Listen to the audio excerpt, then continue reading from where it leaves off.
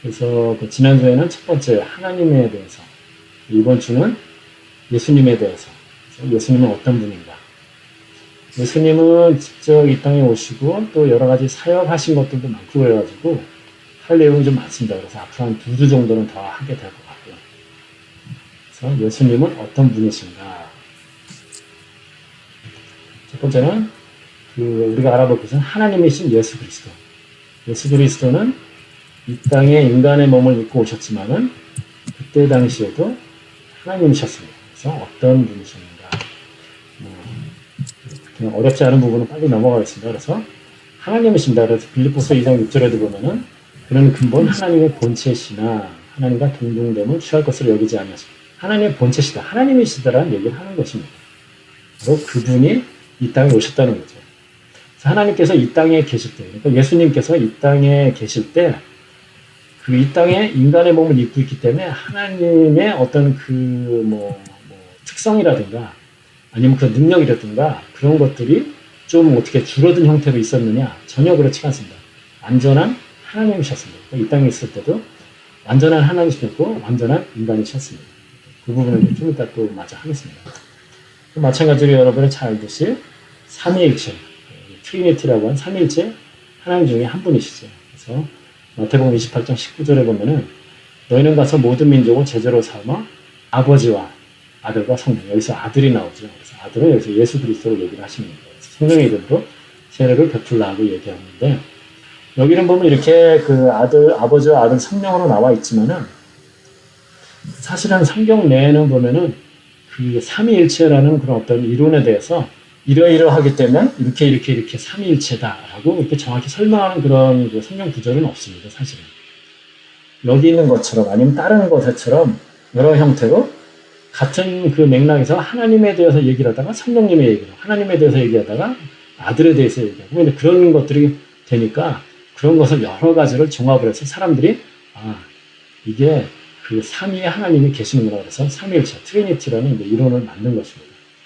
그거를 이제 가장 잘 나타내는 예 중에 하나라고 하면 바로 이제 이 구절이 될 것입니다. 그래서 아버지와 아들과 성령이 함께 나오십니다. 그 이름으로 세례를 베풀어야 된다라고 하죠. 그러니까 저희가 세례를 베풀 때도 항상 목사님이 이렇게 얘기를 합니다. 아버지와 아들과 성령의 이름으로 세례를 베푸노라라고 얘기를 하십니다. 자, 그리고 하나님이신 예수님께서는 창조에 참여를 해주셨습니다. 하셨습니다. 그래서 만물이 그에게서 창조되되 하늘과 땅에서 보이는 것들과 보이지 않는 것들, 그 밑에 있는 것들도 다 보이지 않는 것들을 얘기를 하는 거죠. 그래서 우리가 그 보는 이 우주, 지구를 포함해서 인간들 뿐만 아니라 그 외 여러 가지인데 흔한 말로 사탄도 마찬가지고 원래는 천사였죠. 그러니까 천사도 창조를 하시고 그 모든 것들은 일단 하나님이 그 창조를 하시는데 그 창조에 예수님께서 참여를 하셨다라고 얘기를 하는 거죠. 어떤 성경 구절에 보면은 하나님의 뜻을 따라가지고 예수님이 창조를 하셨다라고 그렇게 나와 있는 그런 구절들도 있습니다. 하지만 저희가 그 같은 분이기 때문에 예수님께서도 창조를 하나님으로서 창조에 참여를 해주셨고요.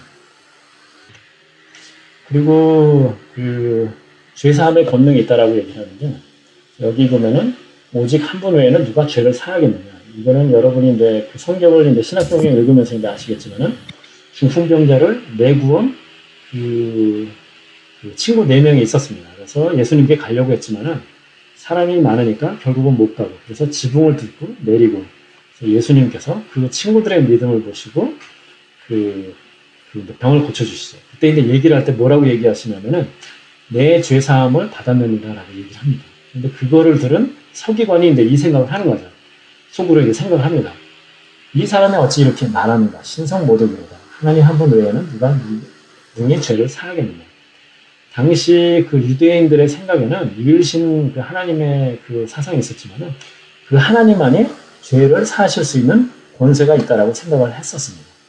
근데 예수님께서 내가 내 죄를 사한다라고 하니까 이제 신성모독이라고 얘기하는 거죠. 마찬가지로 예수님께서 마지막에 이제 잡히시고 나서 대제사장에게 안나스에게 신문을 받습니다. 그때도 보면 그렇게 물어봅니다. 여러 가지로 물어보는데 대답을 안 하다가 예수님께서 네가 이스라엘의 왕이냐 오실 메시아냐라고 물어보니까 내가 그다라고 얘기를 합니다. 그러니까 마찬가지로 신성모독이라고 얘기를 하고 있는 거예요. 마찬가지입니다. 그래서 제3의 권능을 가지신 분이고 그것도 마찬가지로 예수님께서 하나님이다라는 것을 나타내는 것입니다. 또 하나는 근데 영어로 표현하면 I am이 되는 거고 한국말로 되면은 스스로 있는 자라고 이제 표현하는 게 되는데 이게 하나님을 나타내는 그런 겁니다. 그래서 보면은 출애굽기 3장에 보면은 하나님께서 모세를 부르십니다. 떨기나무에서 그래서 거기서 이제 내 백성을 구해라라고 얘기를 하시죠. 그렇게 얘기할 때 뭐 여러 가지인데 뭐 모세는 아유 제가 능력이 안 됩니다. 뭐 여러 가지로 막 계속 뭐 반대를 하다가 물어봅니다. 내가 그럼 가면은 누가 보냈다라고 얘기를 합니까? 라고 했을 때 예수님께서 그렇게 얘기하십니다. 스스로 있는 자가 너를 보냈다라고 얘기를 해라. 한국말로는 스스로라고 돼 있고 근데 영어로 하면은 I am이 되는 건데 그 I am은 그 헬라어를 기준으로 해서 정확히 이제 번역하면 I am이 되는 것입니다. 이 표현 자체는 하나님만이 쓰시는 표현입니다.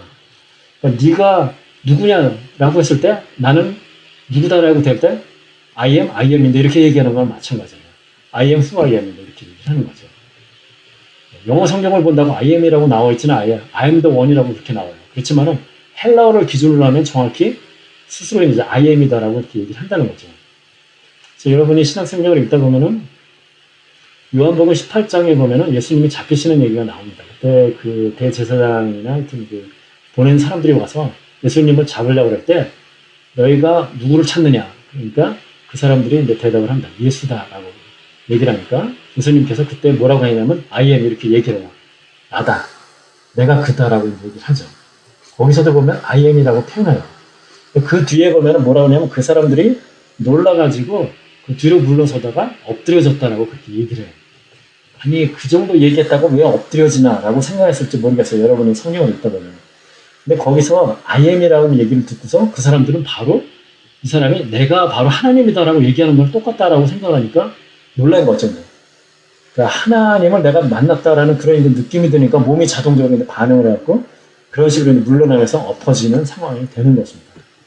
그래서 우리가 그냥 성경을 읽으면은 도대체 왜 내가 그다라고 얘기를 했는데 왜 그렇게 놀라가지고 넘어지냐 라고 생각할지 모르지만은 여긴 더 이렇게 깊은 신학적인 그런 뜻이 있는 것입니다. 그래서 I am. 그리고 또 하나님을 아버지라고 부르셨다라는 거죠. 이게 요즘 같으면 좀 틀리지만은 당시 유대의 문화를 기준으로 하면은 아버지와 아들은 하나다라는 그런 얘기가 말이 있습니다. 말이 있는 게 아니라 이제 그렇게 합니다. 그러니까 아들이 아버지의 대리자로서 요한복음에도 보면 그래서 그런 얘기가 굉장히 많습니다. 그러니까 하나님께서 나를 보내셨고 나는 보낸 것에 그 뜻에 따라서 하나님이 가르치는 것만을 너희들한테 전한다라고 이제 그렇게 표현을 하시는데 그게 정확히 하나님의 뜻과 예수님의 뜻과 마음이라든가 아니면 하는 것들이 똑같다라는 그런 의미를 나타내는 것입니다. 그래서 하나님을 아버지라고 이제 부르신다라고 얘기를 하는데 여기도 마찬가지로 요한복음 5장 18절에서도 유대인들이 예수를 죽이고자 하는데 그 이유가 뭐냐면은 안식일을 범하는 거. 그것만 기준으로 해도 어떻게 전대로인데 그러니까 그 사람들 기준으로 메시아나 선지자일 리가 없다. 어떻게 메시아나 선지자가 안식일을 범하겠나? 하나님의 율법을 범하겠는가? 그랬는데 더 나아가서는 아버지다라고 얘기를 하니까 이제 그럴 리가 없다 그러면서 죽이려고 이제 그렇게 생각을 하고 있는 거죠. 예수님께서는 여기서 하나님을 아버지라고 이렇게 부르시는데 그거 자체는 본인 스스로가 신성이 있고 내가 하나님이다라고 얘기를 하는 것과 마찬가지로 얘기를 하는 겁니다. 그래서 예수님이 하나님이신 이유를 나타내는 거예요. 또 이제 마지막으로 볼 것은 이러한 기적들을 행하셨죠. 뭐 죽은 자를 살리시는 거고 귀신을 쫓아내고 병을 고치시고 여러 가지 자연현상을 그러니까 폭풍우도 이렇게 잠잠하게 하시고 여러 가지 자연현상을 컨트롤을 많이 하시는데 이런 것들도 인간이 할 수가 없는 거죠.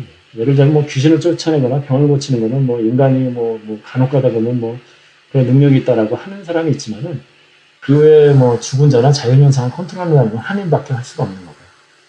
또 예를 들면 귀신을 쫓는다든가 병을 고치는 것도 예수님이 하신 거랑 요즘에 예를 들면 어떤 사람이 하는 거랑은 차이가 많이 납니다. 예수님께서는 어떤 사람을 그 사람 손을 대실 필요도 없고 그냥 말로만 그냥 하면은 병이 고쳐지고 귀신이 쫓아내고 그리고 그 고쳐지는 과정도 즉각적으로 일어나요. 과정을 거치는 것도 아니에요. 그렇지만 요즘에 예를 들면 귀신을 쫓아낼 수 있다라든가 병을 고칠 수 있다라고 하는 사람이 하는 방법은 어떻습니까? 뭔가 그 사람을 엄청 막 때리든지 안수 막 그러다가 보면 막 사람이 죽는 상황도 생기고 그러는데 그런 식으로 해야 돼요. 시간도 오래 걸려요. 과정도 막 필요해요. 그러니까 한 번만에 잘 안 되죠. 여러 번에 걸쳐서 며칠에 걸쳐서 막 하기도 하고 뭐 기도원 같은 데서 보면 막 며칠씩 막 때리면서 하다가 뭐 사람도 죽고 그러는 거예요. 그래서 뭐 요즘에 저는 병을 고치는 그런 게 뭐 전혀 없다, 귀신을 쫓는 능력이 없다라고 얘기하고 싶지는 않지만은 그것 자체가 예를 들자면 예수님이 하신 거랑은 질적으로 전혀 비교도 안 되는 수준입니다. 예수님은 그냥 말 한마디만 하면은 그 모든 것들이 즉각적으로 일어났습니다. 왜냐? 하나님이시니까 그렇게 할 수가 있는 것이죠. 그래서 이제 이런 것들을 통해서도 우리가 예수님이 하나님이셨구나라는 것을 알 수가 있습니다. 자, 그 다음에 이제 예수님의 또 다른 측면은 당연히 이 땅에 인간을 입고 오신 걸 아니까 인간이신 예수님에 대해서 이제 생각을 해봐야 되겠죠. 잘 아는 내용이지만 그래도 몇 가지 구절을 보면서 생각을 해보죠. 인간의 몸이 있으셨죠, 당연히. 그래서 누가복음 2장 52절은 예수님이 그 복음서에 보면 예수님의 그 얘기는 탄생 그 얘기, 그 다음에 그 공생애를 시작한 이후의 얘기들밖에 안 나오는데 기본적으로는 유일하게 12살 때 그 예루살렘에 방문했다가 성전에서 있었던 얘기를 잠깐 나오는데 그 부분을 마치면서 맨 끝에는 이런 얘기가 나옵니다. 이런 것도 보면은 아시겠죠. 지혜와 키가 자라간다는 얘기는 인간이셨다는 얘기죠. 물론 인간의 몸으로 그냥 성인으로 갑자기 태어날 수도 있지만은 당연히 그 마리아를 통해서 태어나시면서 성장도 하셨다는. 그러니까 인간의 모습 그런 과정을 다 거치셨다는 얘기죠. 인간의 몸은 있으셨다. 자, 영혼도 있으셨죠, 당연히. 그래서 예수님께서 이제 돌아가실 때 하신 얘기죠. 예수께서 큰 소리를 불러 이르시되 내 영혼을 아버지 손에 부탁하나이다 하고 숨지시는 거예요. 영혼이 떠나갔다는 얘기를 하는 거죠.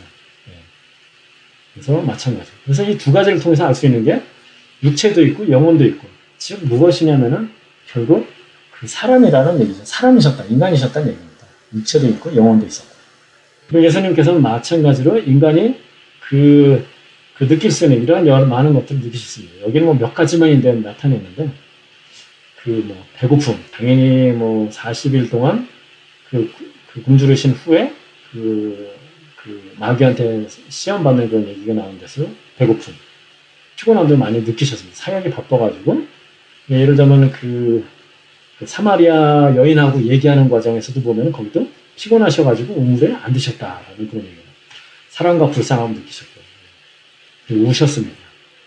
그래서 보면은 그 나사로를 살리시는 얘기를 하면서 그때 보면은 예수님이 그 마리아랑 마르다랑 사람들이 이렇게 우는 것을 보고 여러 가지 하여튼 했는데 예수님께서 눈물을 흘리시더라라고 이렇게 얘기를 합니다.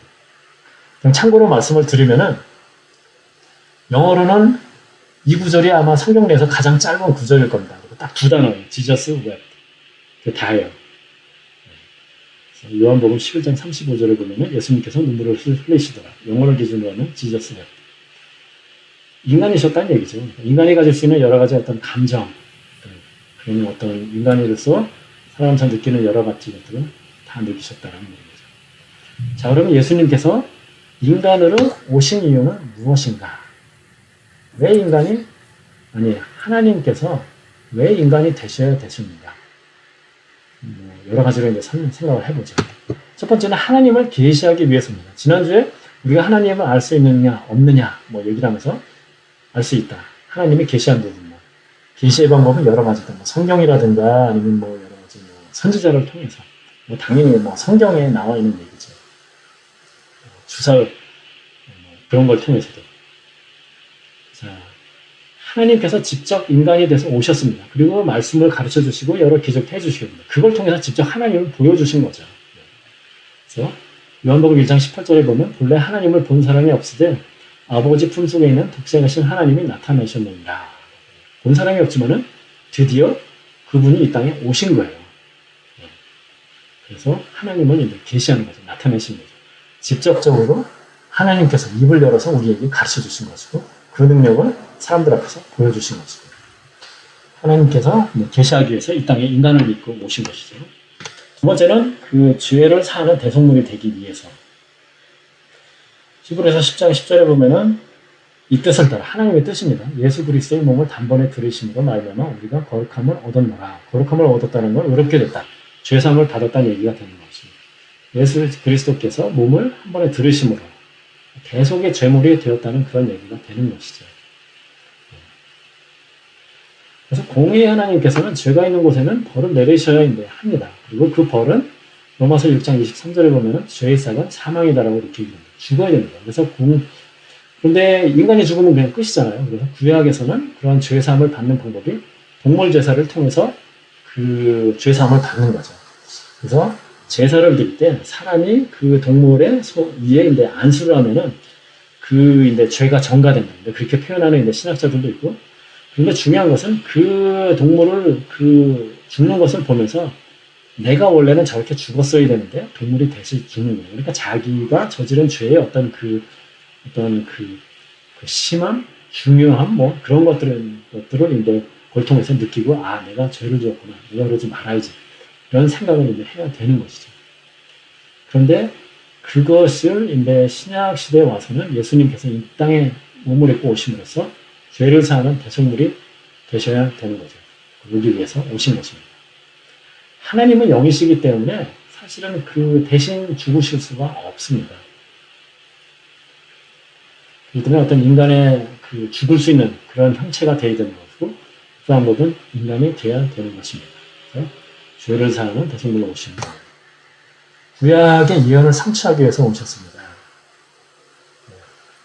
여기가 이제 저희가 12월 달에 제가 설교할 때도 이거 말씀드린 얘기인데, 보라 처녀가 잉태하여 아들을 낳을 것이요 그 이름은 임마누엘이라 하리라 하셨으니 이것은 이사야서 7장 14절의 말씀입니다. 구약에는 보면은 오실 메시아에 대한 그게 굉장히 많이 있습니다. 신학자마다 이제 카운트하는 거에 따라 조금씩 틀리지만 거의 한 50개 가까이가 됩니다. 근데 그 50개를 다 예수님께서 성취를 하셨습니다. 그러니까 어떤 것들은 예수님이 본인이 원하면 의도적으로 성취할 수도 있는 것들도 있어요. 예를 들자면 새끼 나귀를 타고 예루살렘에 임성하는 것 같아요. 그러면은 본인이 선택을 할 수 있는 방법이 있죠. 그렇지만은 선택할 수 없는 것들이 대부분입니다. 어느 동네에서 태어나고 처녀를 통해서 십자가에서 죽는 것 등등 이런 것들은 본인이 선택할 수 없습니다. 어떤 사람이 계산을 했는데 8개의 예언이 성취될 확률은 1만 조분의 1이라고 합니다. 그것은 그러니까 텍사스 전체를 그 쿼터를 2피트 높이로 쌓았고 그 안에 동전하나를 마킹을 하고 그 다음에 사람이 그것을 이제 잘 찾다가 아무 동전을 하나를 잡았을 때 그 확률이라고 얘기를 합니다. 불가능하다는 얘기죠. 그러니까 어떤 사람이 의도적으로 구약에서 이렇게 메시아를 예언을 했으니까 내가 그럼 메시아인 척 한번 해보리라. 그래서 그 예언들을 통해서 나다라고 내가 한번 내 자랑을 한번 해보리라고 해도 절대로 안 된다는 얘기죠. 좀 전에 얘기한 것처럼 어떤 것들은 할 수 있는 것들이 몇 가지 있는지 모르겠지만 대부분은 본인이 선택할 수 있는 것이 없습니다. 아무것도. 그래서 예수님께서는 그것을 다 성취를 하셨습니다. 하나하나. 성경에 보면은 이것은 구약의 어떤 말씀을 이루려고 하심이라, 응하게 하심이라, 등등 이렇게 표현되는 일이 많이 있죠. 그런 것들이 다 이것들입니다. 그래서 바로 하나님께서 미리 예언하시고 그것을 이루시기 위해서 예수님을 하나님께서 쭉 오셔가지고 보내셨기 때문에 그걸 이루실 수 있었던 것입니다. 우리 삶의 본보기. 그 안에 산다고 하는 자는 그가 행하시는 대로 자기도 행할지니라. 예수님 안에 산다고 하는 자는 예수님이 행하시는 대로 행해야 된다라고 얘기를 합니다. 삶의 본보기를 보여주시기 위해 오셨죠. 그러니까 예를 들자면 어차피 하나님이시기 때문에 사실은 너무 비약된 얘기일지 모르지만은 예수님이 인간으로 오셔면서 삶을 보여주셨기 때문에 인간도 저렇게 할 수 있구나라고 우리가 생각할 여지도 있습니다. 좀 전에 얘기한 것처럼 물론 하나님이시기 때문에 인간이 감히 따라할 수 없지만 여기서 얘기한 것처럼 적어도 삶의 본보기라는 의미에서는 예수님이 이런 일을 하셨고 이렇게 살았으니까 우리도 그렇게 살아야지 라는 그런 생각을 해볼 수가 있는 것이죠. 바로 그런 것을 보여주기 위해서 예수님께서 그 인간의 몸을 입고 이 세상에 오신 것입니다. 그 다음에는 우리의 고통을 아시는 분. 저는 이것을 굉장히 여러 경우에 강조를 많이 하는데, 우리에게 있는 대제사장은 우리의 연약함을 동정하지 못하실 리가 아니요. 즉 우리의 연약함을 동정하실 수 있다는 거죠. 여기는 연약함이라고 그러지만 인간의 여러 가지 어려운 점들을 다 아시는 그런 분이다라는 것입니다. 왜 그러냐면은 예수님께서는 이 땅에 인간의 땅을 얻고 태어나시면서, 그러니까 흔한 말로 산고에, 그러니까 처음에 태어난 아기가 그 우는 것 자체가 왜 우는지는 모르지만 어쩌면 그때서부터 고통이 있어가지고 육체적인 고통이 있어서 우는지 모르겠습니다. 그런 것을서부터 다 겪으셨다라는 얘기죠. 제가 12월 달에 성경할 때도 그런 얘기를 한 적이 있었는데, 예수님께서는 하나님이십니다. 즉, 그 얘기는 뭐냐면, 이 땅에 인간의 몸을 입고 오실 수도 있어요. 그러니까 십자가에서 죽기 위해서. 그렇지만은, 어떤 사람에게서, 어떤 가문에서는, 어떤 집안에서 태어날 것인가는 정하실 수도 있어요. 왜냐하면 전능하신 하나님이니까. 모든 것은 그분 뜻대로 할 수 있으니까. 만약 예수님께서 예를 들면 대제사장의 가문이라든가 아니면 왕족이라든가 했으면은 좀 더 많은 사람들에게 그 거부를 받는 게 아니라 받아들였을지도 모릅니다. 그렇지만은 예수님이 선택하신 그 태어남은 뭐냐면은 처녀, 마리아. 어느 동네요? 서울이 아니라 시골 깡촌.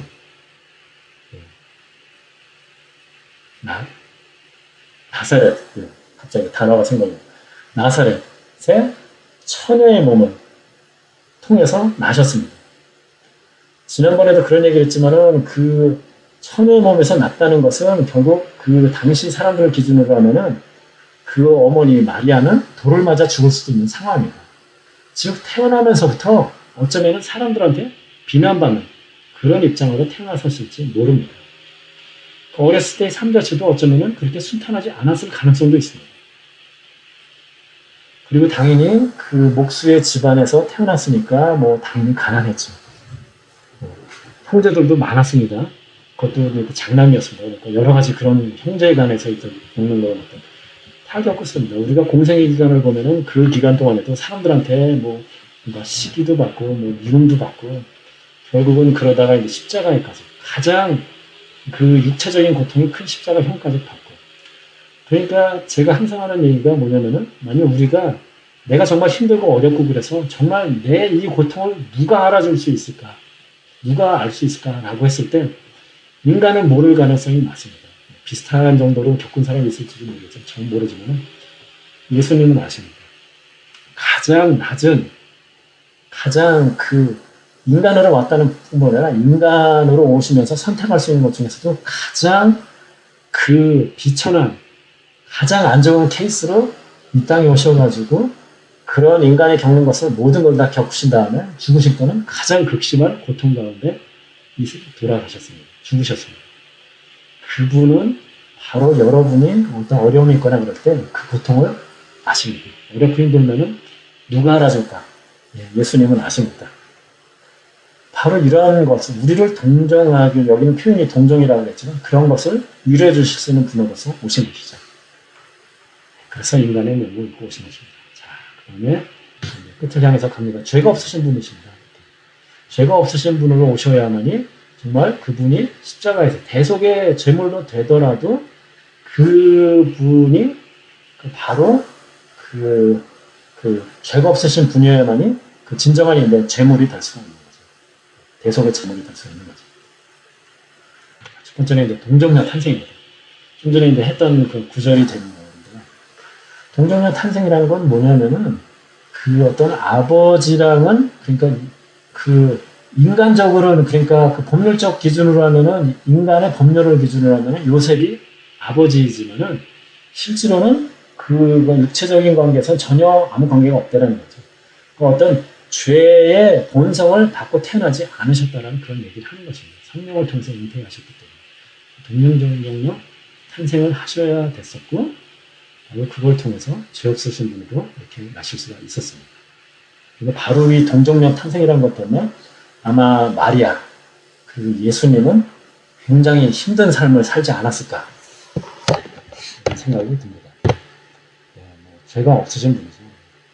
그래서 7장 26절에 보면 이러한 대제사장은 우리에게 합당하니 거룩하고 악이 없고 더러움이 없고 죄인에게서 떠나 계시고 하늘보다 높으심이라 라고 얘기를 합니다.